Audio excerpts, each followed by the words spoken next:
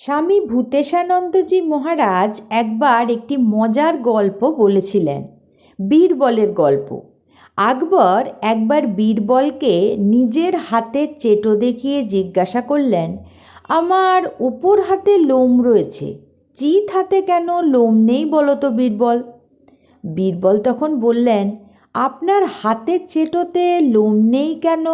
হ্যাঁ মহারাজ, আপনি তো কত দান করছেন না, সর্বদাই দান করছেন, তাই আপনার হাতের চেটোতে লোম গজাতে পারছে না। তখন আকবর বলছেন, তা তুমি তো দান করো না, তোমার হাতের চেটোতে লোম নেই কেন? তখন বীরবল বলছেন, আপনি তো দান করছেন আর আমরা তো সেই দান গ্রহণ করছি, তাই আমাদের চেটোতে লোম গজাতে পারছে না। কিন্তু এরকমও লোক তো দেখা যায় যারা দানও করে না, গ্রহণও করে না, তাদের হাতের চেটোতে লোম থাকে না কেন বলো? তখন বীরবল বলছেন, মহারাজ, তারা দানও করতে পারছে না, আবার নিতেও পারছে না, তখন মনের দুঃখে হাতের চেটো দিয়ে শুধু কপাল চাপড়াচ্ছে, তাই তাদের চেটোয় লোমও গজাতে পারছে না।